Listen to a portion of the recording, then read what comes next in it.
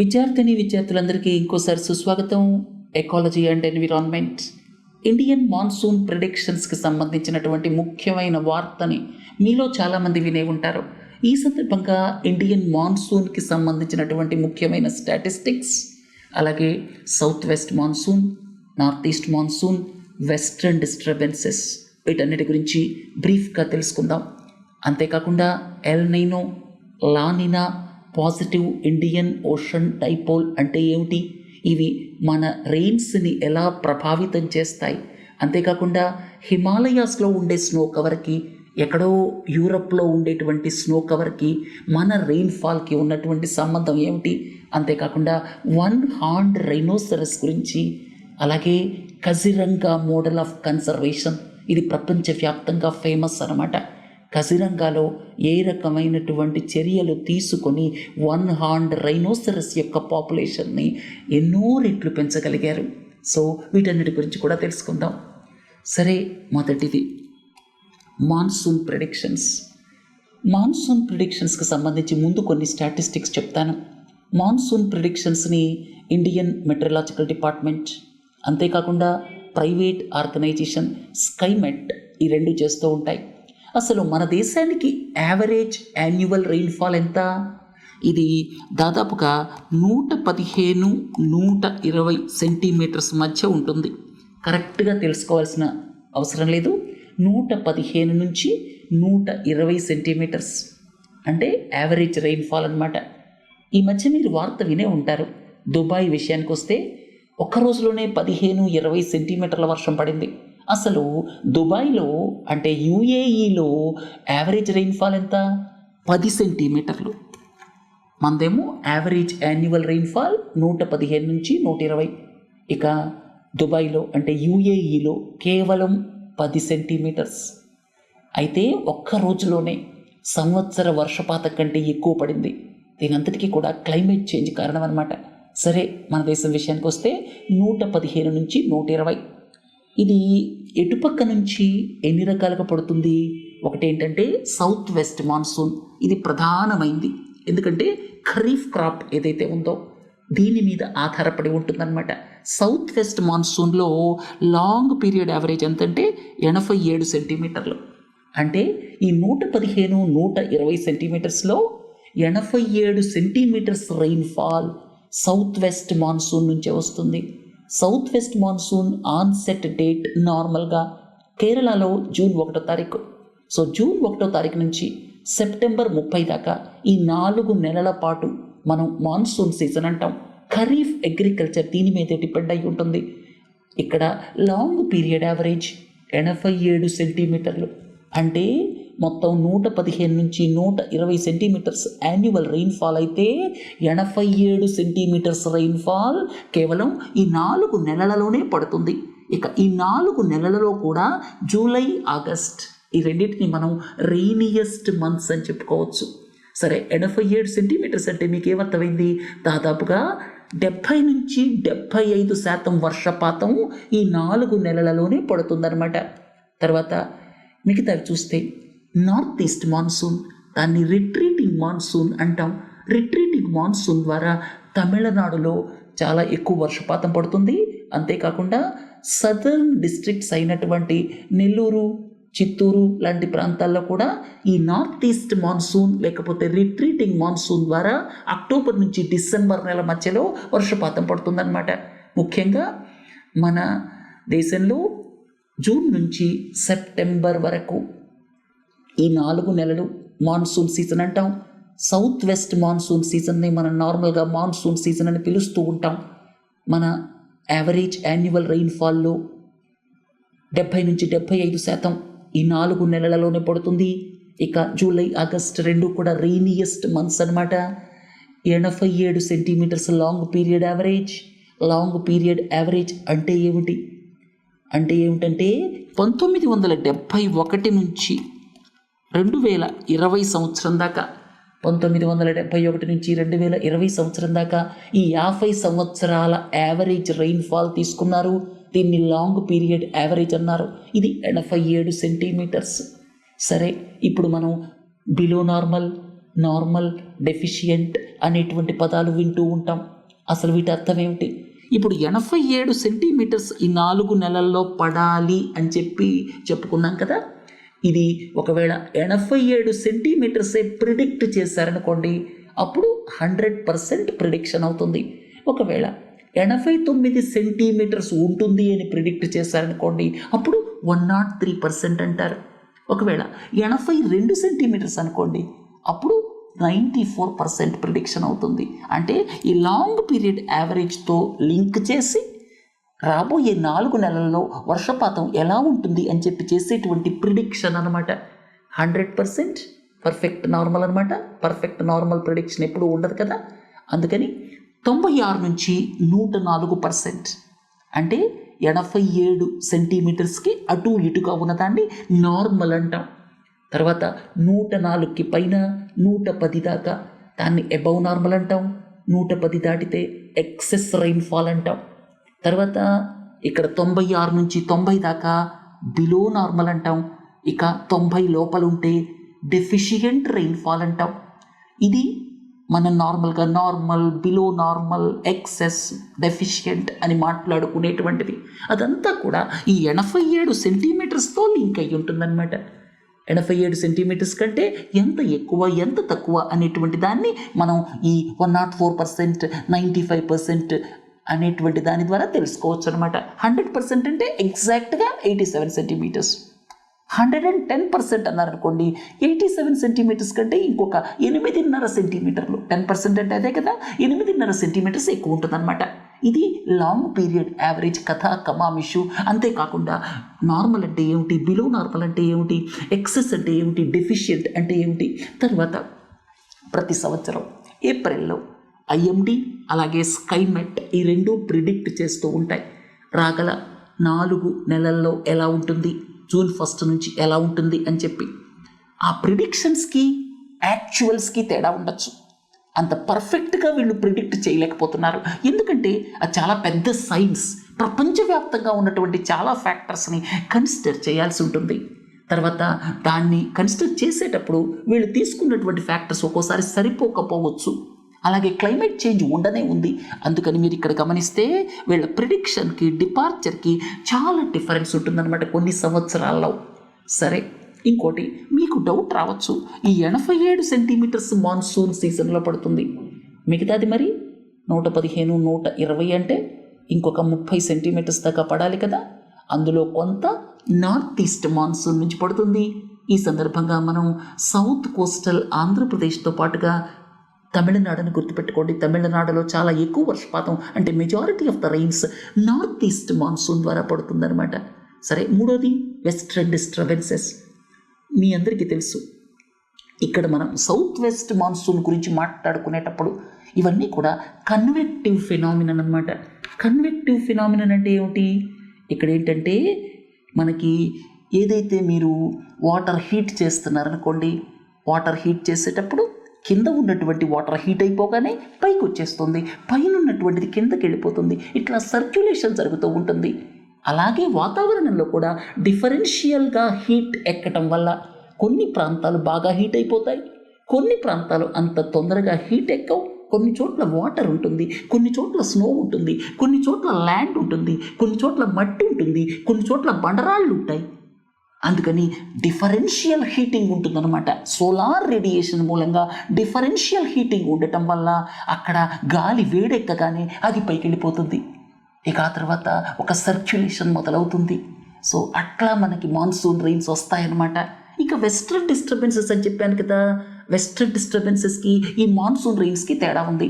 Western disturbances అనేటువంటివి temperature gradient మూలంగా form అవుతాయి, టెంపరేచర్ డిఫరెన్స్ మూలంగా ఫామ్ అవుతాయి. హయ్యర్ లాటిట్యూడ్స్కి అలాగే మన మామూలు భూమధ్యరేఖకి దగ్గరగా ఉండే ప్రాంతాలకి వీటికి మధ్యలో ఉండేటువంటి టెంపరేచర్ డిఫరెన్స్ మూలంగా, అంటే టెంపరేచర్ గ్రేడియంట్ మూలంగా ఈ రెయిన్ బేరింగ్ విండ్స్ని పట్టుకొని వస్తాయి. సో వాటి ద్వారా మనకి నార్థరన్ పార్ట్, ముఖ్యంగా నార్త్ వెస్ట్రన్ పార్ట్లో స్నోఫాల్, అలాగే స్నోఫాల్తో పాటుగా వర్షాలు పడటం వింటర్లో, ఇవన్నీ మనం చూస్తూ ఉంటాం అన్నమాట. వాటన్నిటిని వెస్ట్రన్ డిస్టర్బెన్సెస్ అంటాం. అలాగే సమ్మర్ రెయిన్ఫాల్, థండర్ స్టామ్స్ ఏర్పడతాయి. సమ్మర్లో విపరీతమైన టెంపరేచర్ ఉండటం వల్ల ఇట్లా రకరకాలుగా మనకి వర్షపాతం పడుతుంది. మొత్తం కలిపితే 115 నుంచి 120 సెంటీమీటర్లు అవుతుంది. అది యాన్యువల్ రెయిన్ఫాల్ అనమాట. సౌత్ వెస్ట్ మాన్సూన్ చాలా ఇంపార్టెంట్, ఎందుకంటే అగ్రికల్చరల్ ప్రొడక్టివిటీ ముఖ్యంగా ఈ సౌత్ వెస్ట్ మాన్సూన్ మీదే డిపెండ్ అయి ఉంటుందన్నమాట. అర్థమైంది కదా. మాన్సూన్కి సంబంధించినటువంటి చాలా స్టాటిస్టిక్స్ మీకు ఎక్స్ప్లెయిన్ చేశాను. రెండోది, ఈ మాన్సూన్ ప్రిడిక్షన్స్ ఎలా చేస్తారు? మొదటిది ఏంటంటే, గత 150 సంవత్సరాల నుంచి ఉన్నటువంటి హిస్టారికల్ డేటాబేస్ మనకి 1850 నుంచి 1900 సంవత్సరాల మధ్యలో చాలా పారామీటర్స్ కొలవటం మొదలెట్టాం ప్రపంచవ్యాప్తంగా. ఆ డేటాబేస్ని తీసుకుంటారు. ఇప్పుడు అసలు ఎక్కడ పరిస్థితి ఏమిటి, పసిఫిక్ ఓషన్లో ఏ ప్రాంతం వేడెక్కింది, ఇండియన్ ఓషన్లో ఏ ప్రాంతం వేడెక్కింది, అలాగే హిమాలయాలలో స్నో కవర్ ఎంతుంది, యూరప్లో ఉన్నటువంటి మంచు పర్వతాల్లో స్నో కవర్ ఎంతుంది, అలాగే డిఫరెన్షియల్ టెంపరేచర్స్, ఓషన్స్లో ఉన్నటువంటి టెంపరేచర్స్ యొక్క డిఫరెన్స్ ఏమిటి మీకు ఇంతకుముందే చెప్పాను. ఈ టెంపరేచర్ డిఫరెన్సెస్ అలాగే డిఫరెన్షియల్ హీటింగ్ మూలంగా బండరాళ్ళు తొందరగా వేడెక్కుతాయి, అలాగే సముద్రాలు నెమ్మదిగా వేడెక్కుతాయి, తర్వాత భూమి అది ఫాస్ట్గా వేడెక్కుతుంది. అట్లా వేడెక్కగానే అక్కడ ఉన్నటువంటి గాలి వేడెక్కిపోతుంది.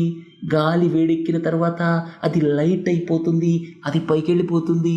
ఇట్లా ఇట్లా ఇట్లా ఒక కన్వెక్టివ్ ఫినామినల్ ఫామ్ అయిపోతుంది.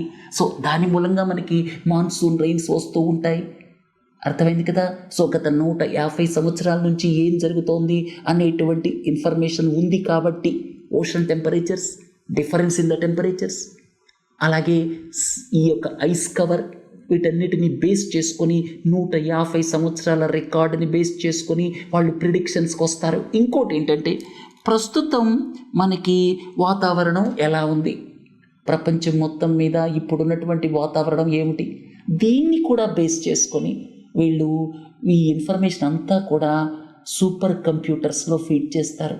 మీ అందరికీ తెలుసు, ప్రత్యూష్, మిహిర్ ఈ రెండు కూడా సూపర్ కంప్యూటర్స్. వీటిని వెదర్ ప్రిడిక్షన్స్కి వాడుతున్నారు. సో ఇది చాలా కాంప్లెక్స్ అనమాట, అంత తేలిక కాదు. ఉన్నటువంటి ఇన్ఫర్మేషన్ అంతా కూడా వీళ్ళు సూపర్ కంప్యూటర్స్లో ఫీడ్ చేసి ఆ తర్వాత దాని ద్వారా వచ్చినటువంటి ఇన్ఫర్మేషన్ని బేస్ చేసుకొని ప్రిడిక్షన్స్కి వస్తారు. అయినప్పటికీ కూడా చాలా వేరియేషన్ ఉంటుంది అని మీకు ఇంతకు ముందే చెప్పాను. ఇప్పటిదాకా లాంగ్ పీరియడ్ యావరేజ్ అంటే ఏమిటి, మన దేశం యావరేజ్ యాన్యువల్ రెయిన్ఫాల్ అంటే ఏమిటి, రెయినియస్ట్ మంత్స్ ఏమిటి, వెస్ట్రన్ డిస్టర్బెన్సెస్ ఏమిటి, వెస్ట్రన్ డిస్టర్బెన్సెస్కి అలాగే ఈ మాన్సూన్ విండ్స్కి మధ్య ఉన్నటువంటి తేడా ఏమిటి, అలాగే రెయిన్ఫాల్ ప్రిడిక్షన్ ఎలా చేస్తారు, ఈ విషయాలన్నీ చెప్పిన తర్వాత ఈ సంవత్సరానికి వద్దాం. 2024 మాన్సూన్ ప్రిడిక్షన్ సౌత్ వెస్ట్ మాన్సూన్కి సంబంధించి మనకి జూన్ 1 నుంచి సెప్టెంబర్ 30 ఈ 4 నెలల సౌత్ వెస్ట్ మాన్సూన్ సీజన్లో ప్రిడిక్షన్ ఏంటంటే 106%, అంటే 87 సెంటీమీటర్స్తో పోలిస్తే 6% ఎక్కువగా ఉంటుంది. దీన్ని ఏమంటారు, అబౌవ్ నార్మల్ అంటారు. మీకు ఇంతకుముందే చెప్పాను కదా, 104% దాకా నార్మల్ అంటాం, 104 నుంచి 110 దాకా అబౌవ్ నార్మల్ అంటాం, 110 దాటితే ఎక్సెస్ అంటాం, అలాగే 90 లోపల ఉంటే డెఫిషియంట్ అంటాం. సో ఇప్పుడు అబౌవ్ నార్మల్ రెయిన్ఫాల్ ఉండబోతోంది రాబోయే మాన్సూన్ సీజన్లో అని ప్రిడిక్ట్ చేశారు.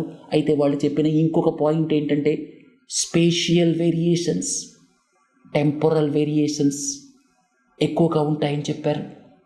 ఏమిటి, అబౌవ్ నార్మల్ అంటున్నారు ఒక పక్క, ఇంకో పక్క స్పేషియల్ అంటున్నారు, టెంపోరల్ అంటున్నారు అనేటువంటి సందేహం మీకు రావచ్చు. అబౌవ్ నార్మల్ అనేటువంటిది యావరేజ్ మొత్తం సీజన్ మొత్తంతో. అయితే ఈ స్పేషియల్ వేరియేషన్స్ అంటే ఏమిటి, ఒక రాష్ట్రంలో ఆంధ్రాలో హెవీ రెయిన్స్ పడవచ్చు. ఎగ్జాంపుల్ చెప్తున్నాను, పడాలని కాదు, మీకు అర్థం కావడానికి చెప్తున్నాను. ఆంధ్రాలో హెవీ రెయిన్స్ ఉండొచ్చు, వెస్ట్ బెంగాల్లో వర్షాలు లేకపోవచ్చు. వీటిని ఏమంటారు, స్పేషియల్ వేరియేషన్స్ అంటారు. ఇక టెంపోరల్ వేరియేషన్స్ అంటే ఏమిటి, డిపెండింగ్ ఆన్ టైం అనమాట. అంటే మీకు ఇక్కడ చూస్తే ఒక నెలలో, జూలై నెలలో విపరీతమైన వర్షాలు పడవచ్చు, ఆగస్టులో ఎండ కాయచ్చు, వర్షాలు అస్సలు లేకపోవచ్చు. వీటిని టెంపోరల్ వేరియేషన్స్ అంటారు. ఇక్కడ ఈ ప్రిడిక్షన్స్లో చెప్పింది ఏంటంటే, మీకు యావరేజ్ రెయిన్ఫాల్ అబోవ్ నార్మల్ ఉన్నప్పటికీ కూడా స్పేషియల్ టెంపొరల్ వేరియేషన్స్ ఉండొచ్చు. దీనికి కూడా రెడీగా ఉండండి. ఎందుకంటే స్పేషియల్ టెంపొరల్ వేరియేషన్స్ ఉంటే అగ్రికల్చర్ సెక్టర్ బాగా ఎఫెక్ట్ అయిపోతుంది. అంతే కదా, వర్షాధారం మీద ఆధారపడి మనం దాదాపుగా 55% అగ్రికల్చర్, ఇరిగేషన్ పొటెన్షియల్ ఉన్నటువంటిది దాదాపు 40 నుంచి 50% మధ్యలో ఇరిగేషన్ పొటెన్షియల్ ఉంది. ట్యూబ్వెల్ కావచ్చు, కెనాల్ కావచ్చు, అలాంటివి దాదాపు 40% నుంచి 50% మధ్యలో మాత్రమే పొటెన్షియల్ ఉంది. అంటే ఇప్పుడు క్రియేట్ అయ్యింది ఇరిగేషన్ సోర్స్, మిగతాదంతా వర్షాధారం. మరి ఇంత వర్షాధారం అయినప్పుడు స్పేషియల్ టెంపోరల్ వేరియేషన్స్ ఉంటే ఏమవుతుంది? అగ్రికల్చర్ ప్రొడక్టివిటీ ఎఫెక్ట్ అవుతుంది. సరే, 106% రెయిన్ఫాల్ ఉంటుంది అని ప్రిడిక్షన్కి రావడానికి కారణాలు ఏమిటి? ప్రస్తుతం ఎల్ నినో కండిషన్స్ ఉన్నాయి. ఎల్ నినో కండిషన్స్ అంటే ఇక్కడ ఇది సౌత్ అమెరికా తీరంలో ఉన్నటువంటి పసిఫిక్ ఓషన్ ఏదైతే ఉందో అది కాస్త ఎక్కువ వేడవుతుంది. అది కాస్త ఎక్కువగా వేడవటం వల్ల వేడైతే ఏమవుతుంది? అక్కడ ఉన్నటువంటి గాలి తేలికైపోతుంది, పైకి వెళ్ళిపోతుంది. అట్లా కన్వెక్షన్ కరెంట్స్ ఫామ్ అవుతాయి ఎయిర్లో. ఇక్కడ సౌత్ అమెరికా పక్కన ఉన్నటువంటి ఈ వాటర్ వేడెక్కటం వల్ల ఏమవుతుంది? వర్షపాతం ఎక్కువగా ఈ సౌత్ అమెరికా ఈ ప్రాంతంలో పడుతుంది. ఇక ఆస్ట్రేలియా, ఇండోనేషియా, ఇండియా ఈ ప్రాంతాల్లో తక్కువ వర్షపాతం పడుతుంది. ఇక లా నినా ఫినామినన్ చూడండి, ఇక్కడ వాటర్ వేడెక్కుతుంది. అప్పుడు ఎక్కువ వర్షపాతం ఎక్కడ పడుతుంది? ఆస్ట్రేలియా, ఇండోనేషియా, ఇండియా ఈ ప్రాంతాల్లో ఎక్కువ వర్షపాతం పడుతుంది. ఇప్పుడు ప్రస్తుతానికి ఎల్ నైనో కండిషన్స్ ఉన్నాయి. ఎల్ నైనో ఉంటే మరి మనకి తక్కువ వర్షపాతం పడాలి కదా. కానీ ఎల్ నైనో రేపు ఆగస్టు కల్లా వెళ్ళిపోతుంది. ఆ కండిషన్స్ ఉండవు. ఆ తర్వాత లా నైనో కండిషన్స్ వస్తాయి. సో ఈ లా నైనో కండిషన్స్ వచ్చిన తర్వాత మనకి ఎక్కువ వర్షపాతం పడుతుంది. సో అదొక కారణం. రెండోది పాజిటివ్ ఇండియన్ ఓషన్ డైపోల్. మీ అందరికీ తెలుసు, మన దేశానికి ఒక పక్క బే ఆఫ్ బెంగాల్, ఒక పక్కేమో అరేబియన్ సీ. ఇప్పుడు Arabian see, Bay of Bengal రెండూ కూడా ఒకేలా హీట్ అవ్వాలని లేదు కదా. అరేబియన్ సీ ఎక్కువ హీట్ అవ్వచ్చు, బే ఆఫ్ బెంగాల్ తక్కువ హీట్ అవ్వచ్చు. వాటర్ గురించి చెప్తున్నాను. ఈ సంవత్సరం Arabian see Bay of Bengal కంటే ఎక్కువగా హీట్ అయ్యే అవకాశం ఉంది. అంటే టెంపరేచర్ అరేబియన్ సీలో బే ఆఫ్ బెంగాల్ కంటే టెంపరేచర్ కొద్దిగా ఎక్కువ ఉండే అవకాశం ఉంది. దాన్ని ఏమంటారు? పాజిటివ్ ఇండియన్ ఓషన్ డైపోల్ అంటారు. ఇదంతా ఇండియన్ ఓషన్లో భాగం కదా. పాజిటివ్ ఇండియన్ ఓషన్ డైపోల్ అంటే ఒక్కొక్కసారి నెగిటివ్ ఉండొచ్చు. అరేబియన్ సీలో టెంపరేచర్ తక్కువ ఉంటే నెగిటివ్ అంటాం, అరేబియన్ సీలో టెంపరేచర్ ఎక్కువ ఉంటే పాజిటివ్ అంటాం. ప్రస్తుతం positive Indian ocean dipole, positive IOD conditions ఉండటం వల్ల మన దేశానికి అలాగే ఆఫ్రికాకి ఎక్కువ రెయిన్ఫాల్ ఉంటుంది. అది ఇంకొక కారణం.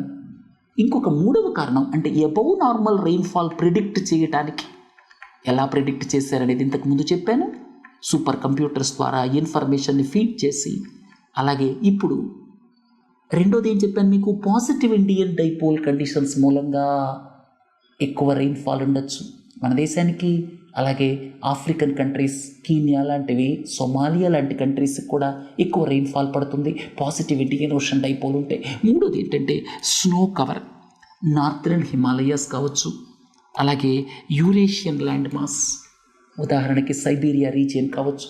అక్కడ కనుక ఈ యొక్క స్నో కవర్ తక్కువ ఉంటే ఎక్కువ రెయిన్ఫాల్ పడుతుంది. ఒకవేళ స్నో కవర్ ఎక్కువ ఉంటే తక్కువ రెయిన్ఫాల్ పడుతుంది. ఇన్వర్స్ రిలేషన్షిప్ అన్నమాట. ప్రస్తుతం స్నో కవర్ తక్కువ ఉంది కాబట్టి ఎక్కువ రెయిన్ఫాల్ పడవచ్చు. ఇట్లా మూడింటిని బేస్ చేసుకొని వాళ్ళు పాజిటివ్ రెయిన్ఫాల్ ఉంటుంది అన్నటువంటి, అబౌవ్ నార్మల్ రెయిన్ఫాల్ ఉంటుంది అన్నటువంటి కంక్లూషన్కి వచ్చారు. సరే, మాన్సూన్ గురించి చాలా విషయాలు చెప్పాను కదా. ఇప్పుడు కొంచెం డిఫరెంట్గా వన్ హార్న్డ్ రైనోసెరస్ 20వ శతాబ్దంలో హంటింగ్ మూలంగా మనకి ప్రైడ్ ఆఫ్ కజిరంగా అంటాం. మీ అందరికీ తెలుసు కదా, ప్రైడ్ ఆఫ్ కజిరంగా. 20వ శతాబ్దంలో హంటింగ్ వల్ల కావచ్చు, హ్యాబిటాట్ లాస్ వల్ల కావచ్చు, హ్యాబిటాట్ డిస్ట్రాయ్ అవ్వటం వల్ల కావచ్చు, హంటింగ్ వల్ల కావచ్చు. ఎందుకు హంటింగ్ జరుగుతుంది? ఎందుకంటే హార్న్స్ ఉంటాయి, వీటికి ఉన్నాయి కదా. 1 హార్న్ రైనోసరస్ ఒకటే ఉంటుంది, కొమ్ము. ఆ కొమ్ము దేంతో తయారు చేయబడింది? ఇది కెరటిన్. మన గోటి ఏవైతే ఉన్నాయో, గోల్డ్ ఏవైతే ఉన్నాయో, అది ఏ మెటీరియల్ తోటైతే తయారు చేశారో వీటి కొమ్ము కూడా ఒకటే ఉంటుంది, 1 హార్న్ అంటే. సో కొమ్ము కూడా ఇదే మెటీరియల్తో తయారు చేయబడింది అనమాట. వీటిని పోచింగ్ ఎందుకు చేసేవాళ్ళు అంటే ఇక్కడ ఈ కెరటిన్ ఏదైతే ఉందో, అంటే వాటి హార్న్ ఏదైతే ఉందో దాన్ని ట్రెడిషనల్ చైనీస్ మెడిసిన్లో వాడతారు. చాలా డిమాండ్ ఉంది చైనాలో, అలాగే వియత్నాంలో. ఈ స్పెసిసే కాదు, మీరు ఇంకా వేరే స్పెసిస్ కూడా, ప్యాంగోలిన్ ఉదాహరణకి. ప్యాంగోలిన్ పైన ఉన్న స్కేల్స్ ఉన్నాయి చూడండి, ఆ స్కేల్స్ అన్నీ కూడా ఈ కెరటిన్తో తయారు చేయబడ్డాయి అన్నమాట. సో వాటిని కూడా చంపేస్తున్నారు విపరీతంగా. సో 20వ శతాబ్దం మొదట్లో హ్యాబిటాట్ లాస్ కావచ్చు, అలాగే పోచింగ్ కావచ్చు, హార్న్ కోసం చంపేయటం కావచ్చు, కొమ్ము కోసం చంపేయటం కావచ్చు, ఇలాంటి వాటి కారణాల వల్ల వాటి పాపులేషన్ 200కు వచ్చేసింది. తర్వాత మన దేశం తీసుకున్నటువంటి ప్రొటెక్టివ్ మెజర్స్ మూలంగా ఇప్పుడు పాపులేషన్ గణనీయంగా పెరిగింది. కజిరంగా, ఒక్క కజిరంగాలోనే 2000 పైగా ఉన్నాయన్నమాట 1 హార్న్ రైనోసరస్. దీన్ని కజిరంగా మోడల్ ఆఫ్ కన్జర్వేషన్ అంటారు. ఇది ప్రపంచవ్యాప్తంగా ఫేమస్ అనమాట. ఇక రైనోసరస్ విషయానికి వస్తే ఇక్కడ ఏషియాలో 3 రకాలు. గ్రేటర్ 1 హార్న్ రైనోసరస్, ఇది ఇండియా, నేపాల్ ఈ దేశాల్లో ఉంది. Greater 1 horn rhinoceros. అలాగే జావన్ రైనోసరస్, సుమత్రన్ రైనోసరస్, ఇది ఇండోనేషియా. 3 టైప్స్ ఉన్నాయి. తర్వాత ఆఫ్రికాలో 2 టైప్స్ ఉన్నాయన్నమాట. ఏషియాలో 3 టైప్స్, ఆఫ్రికాలో 2 టైప్స్. ఇది చాలా బరువు ఉండే యానిమల్, 1000 kg కంటే ఎక్కువ ఉండే యానిమల్ కాబట్టి దీన్ని మెగాఫానా కింద వస్తుంది. వీటిని ఈ యొక్క కెరటిన్ అంటే వీటి కొమ్ములు, హార్న్స్, వాటిని చైనీస్ మెడిసిన్లో యూజ్ చేస్తారు కాబట్టి వీటిని చంపుతారు. తర్వాత వీటి హార్న్స్కి అలాగే ఎలిఫెంట్కి తేడా ఉంది. ఎలిఫెంట్ ఏవైతే మీరు చూస్తారో వాటికి సంబంధించి అది ఐవరీ అన్నమాట, అది కెరటిన్ కాదు. అర్థమైంది కదా. తర్వాత కజిరంగా మోడల్లో ఉన్న విశిష్టత ఏమిటి?